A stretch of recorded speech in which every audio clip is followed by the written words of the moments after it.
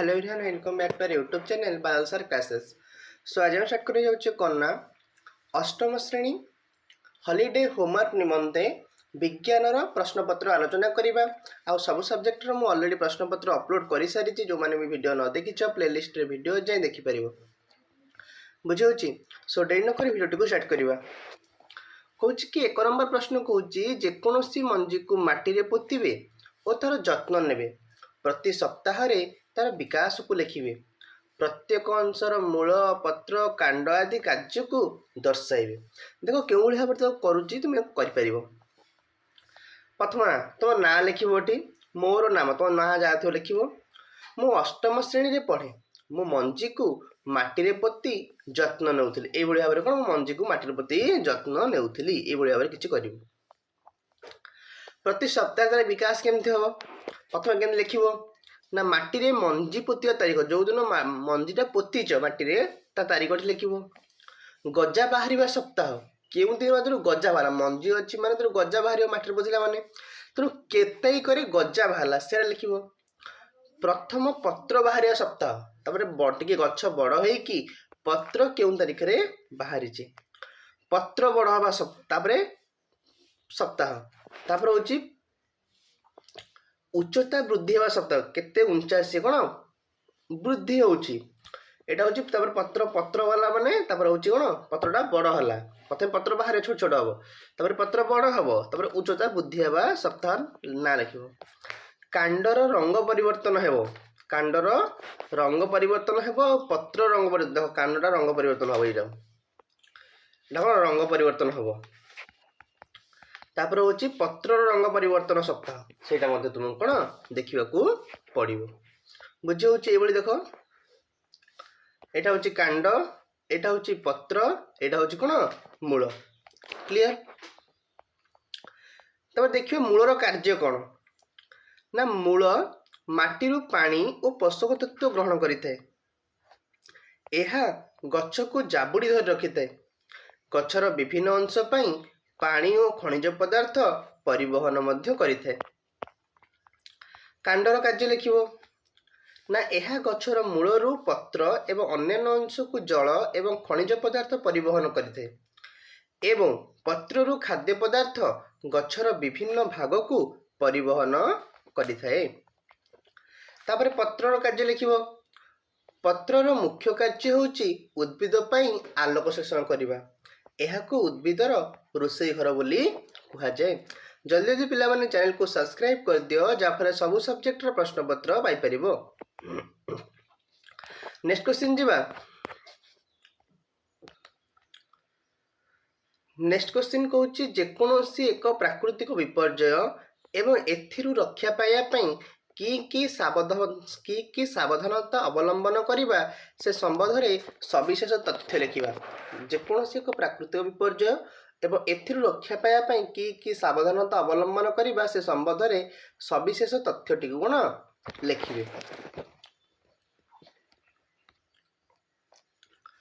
देखो उत्तर लिखिबो, जेतेबेले अचानक विपदपूर्ण घटना घटिताए जहा द्वारा अनेक परिमाण रे क्षय होइताए ताहाकू विपर्यय बोली कहा जाए।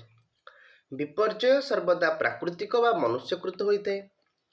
प्राकृतिक विपर्यय मध्य रे बन्या, बात्या, मरुड़ी, भूमिकंप इत्यादि अन्यतम। भूमिकंप संपर्क रे आमे एबे आलोचना करिबा।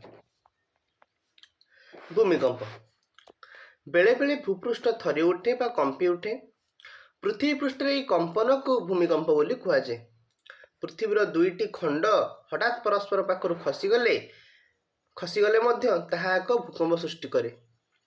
जेतेबेले टेक्टोनिक प्लेट गुड़िक परस्पर खसी जाती सेतेबेले मध्य विशृंखला कंपन सृष्टि करे, जहा सबु दिगरे व्यापी थाए। देखि दियो एटा भूमिकंपर, एटा जो कि भूमिकंपर उपकेंद्र, एटा होची एगुडा होची भूमिकंपर तरंग, एगुडा होची कोन भूकंप केंद्र, एटा होची भूकंप केंद्र, एटा होची कोन भूकंप तरंग, एटा होची कोन भूकंप उपकेंद्र। लिखिबो कि भूत्वकर जेउठारे भूमिकंपटी उत्पत्ति लाभ करे, भूत्वकर जेउठारे भूमिकंपटा उत्पत्ति लाभ करे ताहाको भूकंप केंद्र बोली कहा जाए। भूकंप केंद्रर ठीक ऊपर को भूपृष्ठ रे अवस्थित स्थान को उपकेंद्र कहा जाए। ଯେଉଁ ପର୍ଯ୍ୟନ୍ତ ତାର ପ୍ରଭାବ ବିସ୍ତାର କରିଥାଏ ସେଗୁଡ଼ିକୁ ଭୂକମ୍ପ ତରଙ୍ଗ ବୋଲି କୁହାଯାଏ। ଆଉ ମନେ ରଖିବ, ଭୂମିକମ୍ପ ସେସ୍ମୋଗ୍ରାଫ ଯନ୍ତ୍ରରେ ମପାଯାଏ ଏବଂ ଏହାର ତୀବ୍ରତା ରିଚର ମାନ ସ୍କେଲରେ ମପାଯାଏ। ଯଦି 2ରୁ କମ୍ ଥାଏ ଭୂମିକମ୍ପର ତାହେଲେ ଜାଣି ହୁଏ ନାହିଁ। 5 ଅଧିକ ହେଲେ ଝରକା କବାଟ ଦୋହରେ, 6 ବା ତାଠାରୁ ଅଧିକ ହେଲେ କୋଠାଘର ଭାଙ୍ଗିଯାଏ, 7 ବା ଅଧିକ ହେଲେ ସର୍ବାଧିକ କ୍ଷତି ହୋଇଥାଏ। এই ଯେଉଁ ଭୂମିକମ୍ପ ହେଉଛି ତାର ମୁଖ୍ୟତଃ କାରଣ କ'ଣ? ଭୂମିକମ୍ପର କାରଣ କ'ଣ? ପ୍ରଥମ କଥା ହେଉଛି ଆଗ୍ନେୟ ଉଦ୍ଗୀରଣ, ଟେକ୍ଟୋନିକ ଗତି, ମନୁଷ୍ୟ ନିର୍ମାଣ। ଏହା ପାଇଁ ସାବଧାନତା ଅବଲମ୍ବନ କ'ଣ କରିବ ନା ଏବେ ସୁଦ୍ଧା ଭୂମିକମ୍ପର ପୂର୍ବାନୁମାନ ସମ୍ଭବ ହୋଇନାହିଁ। ତେବେ ଆମେ ପୂର୍ବ ପ୍ରସ୍ତୁତ ଥିଲେ ଭୂମିକମ୍ପ ଜନିତ କ୍ଷୟକ୍ଷତି ଅନେକ ପରିମାଣରେ ହ୍ରାସ ପାଇପାରିବ। ସାଧାରଣ ଭାବେ ପଶୁପକ୍ଷୀମାନଙ୍କର ବୈବାହିକ ପରିବର୍ତ୍ତନକୁ ଲକ୍ଷ୍ୟ କରି ସ୍ଥାନୀୟ ଭାବେ ଭୂମିକମ୍ପର ପୂର୍ବାନୁମାନ କରାଯାଇଥାଏ। ଭୂମିକମ୍ପ ହେବା ପୂର୍ବରୁ ପୁଷ୍କରିଣୀରେ ମାଛ ଆନ୍ଦୋଳିତ ହୋଇଥାନ୍ତି, ସାପ ଗାତରୁ ପଦାକୁ ବାହାରି ଆସିଥାନ୍ତି ଏବଂ ଗାଈଗୋରୁମାନେ ହଠାତ୍ ବୋବାଳି ଛାଡ଼ିଥାନ୍ତି। ତେଣୁ ଏହି ଭୂମିକମ୍ପ ପାଇଁ ପୂର୍ବ ପ୍ରସ୍ତୁତି କ'ଣ କ'ଣ କରିବ? ପ୍ରଥମ କଥା ହେଉଛି ଭୂମିକମ୍ପ ସମୟରେ କେଉଁଠି ଆଶ୍ରୟ ନେବେ? ନିରାପଦ ସ୍ଥାନ କ'ଣ ହେବ? ଟେବୁଲ ବା ଡେସ୍କର ତଳ, ରୋଷେଇ ଘର ସ୍ଲାବ୍ ତଳ, ଘରର କୌଣସି ଭିତର କୋଣ ବା କାନ୍ଥକୁ ଆଉଜି ରହିବା ନିରାପଦ ଅଟେ। କେଉଁଠୁ ଦୂରେଇ ରହିବ? ନିଆଁ ଥିବା ସ୍ଥାନ, ଚିମିନି ନିକଟବର୍ତ୍ତୀ ସ୍ଥାନ, ଝରକା, ବଡ଼ ଆଇନା, କାଚ ବନ୍ଧେଇ, ଛବି ବା ଫଟୋ ଥିବା ସ୍ଥାନ। କେମିତି ପ୍ରସ୍ତୁତ ରହିବ? ଭୂମିକମ୍ପ ସମ୍ବନ୍ଧୀୟ ସତର୍କତା ସାଙ୍ଗ ପରିବାର ତଥା ପଡ଼ୋଶୀମାନଙ୍କ ପାଖରେ ପହଞ୍ଚାଅ। ଏ ପ୍ରକାର କୌଣସି ବିପତ୍ତି ଆସିଲେ ଦୃଢ଼ତାର ସହିତ କ'ଣ ମୁକାବିଲାଟିକୁ କର। ଏତିକି ଥିଲା ବିଜ୍ଞାନର ପ୍ରଶ୍ନପତ୍ର। ଆଶା କରୁଛି ଆପଣମାନଙ୍କୁ ଏ ଭିଡ଼ିଓଟି ଭଲ ଲାଗିଥିବ। ଯଦି ଆପଣମାନଙ୍କୁ ଏ ଭିଡ଼ିଓଟି ଭଲ ଲାଗିଛି ନିଶ୍ଚିତ ଭାବରେ ଭିଡ଼ିଓଟିକୁ ଲାଇକ୍ କର, ଚ୍ୟାନେଲକୁ ସବସ୍କ୍ରାଇବ୍ କର ଏବଂ ମୋଷ୍ଟଲି ସାଙ୍ଗମାନଙ୍କ ସହିତ ସେୟାର ମଧ୍ୟ କରିନିଅ। Thank you so much.